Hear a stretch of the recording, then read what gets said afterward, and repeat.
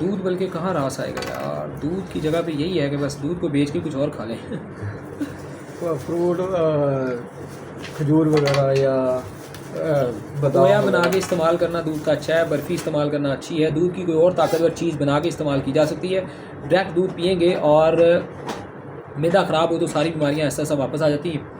دودھ صرف ایک صورت میں نے بتایا تھا کہ پیا جا سکتا ہے. بعض کا اس کا طریقہ یہ ہوتا ہے کہ آپ 3 ٹائم میں سے ایک ٹائم کا کھانا نہ کھائیں، اس ٹائم پہ صرف دودھ پئیں، شام کو اگر صبح یا رات کو.